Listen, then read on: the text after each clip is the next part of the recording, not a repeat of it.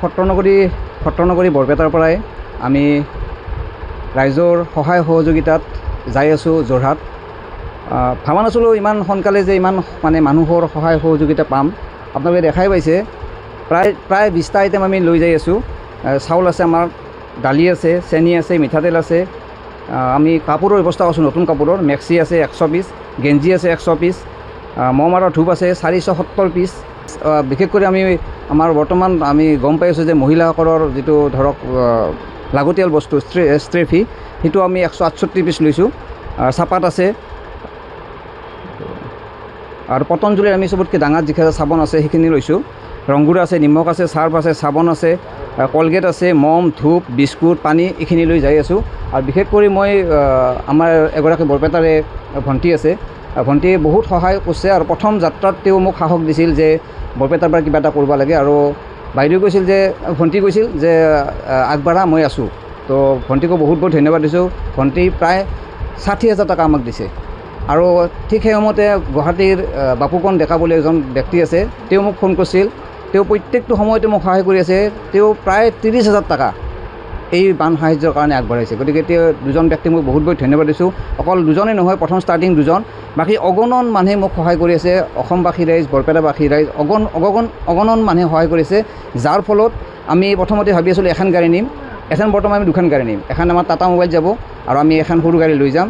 গতিকে বহুত ভাল লাগি আছে। আৰু সঁচাকৈ এইখিনি সহায় সহযোগিতা কৰাৰ এটা যি মনত ইচ্ছা আছিল, সেই ইচ্ছাটো পূৰণ হ'ল। আৰু ৰাইজৰ বহুত মানে সহায় সহযোগিতাৰ কাৰণে আজি হয়তো আমি এইখিনি যোৰহাটলৈ নি আছোঁ। আজি প্ৰায় আমি 6টা বা 6:30টাৰ ভিতৰত আমি ইয়াৰ পৰা ষ্টাৰ্ট কৰিম গাড়ী। গতিকে গোটেই ৰাতিটো আমি গাড়ীতে থাকিম। হয়তো ৰাতিপুৱাই আমি যাই পাম। আৰু য'ত নেকি মানে ঢুকি পোৱা নাই বা বান সাহায্য পোৱা নাই, সেইখিনি অঞ্চলত নিয়াৰ কাৰণে আমি চেষ্টা কৰিম, যাতে সেইখিনি মানুহেও অলপ সকাহ পায়। সেইকাৰণে আমি ভাবি আছোঁ যে যিমানখিনি পাৰোঁ অলপ ভিতৰুৱা অঞ্চলত সোমাব চেষ্টা কৰিম। ঠাই নিৰ্ধাৰণ কৰা নাই, এটা NGO আছে, মোৰ নামটো মনত পৰা নাই। এই NGO আমাক সহায় কৰিব।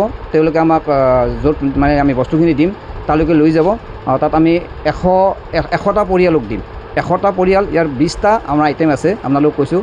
গতিকে লগতে পানী কিন্তু আমি 1টা বা 2টা নিদিওঁ। পানী আমি ফুল 1 কেজ দিম, মানে 1 কেজ ফুল পানী পাব। 24টা পাব আধা লিটাৰৰ পানী, আমি 1 কেজ কৰি পানী দিম। কাৰণ পানীটোৱে চবত কৰি মানে লাগতিয়াল বস্তু, সেইকাৰণে পানীটো আমি মানে 1টা বা 2টা বটল নিদিওঁ, 1 কেজ কৰি পানী দিম। এই সময়ত আচলতে সকলোৱে আগবাঢ়ি আহিব লাগে। কাৰণ মই ইউটিউবাৰ যদিও ইউটিউবৰ পৰা মই আজিলৈকে 1 টকা পোৱা নাই। আচলতে ফেচবুকত ভিডিঅ' দিওঁ, আৰু মোৰ ভিডিঅ'বিলাক আপোনালোকে জানে যে চব বেমাৰী বা দুখীয়া মানুহৰ ওপৰত ভিডিঅ'।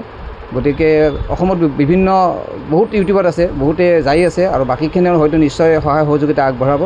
গতিকে এইখিনি আৰু বাকী যাওঁ, দেখা যাওক কি হয়, তাত কেনে পৰিস্থিতি হয়।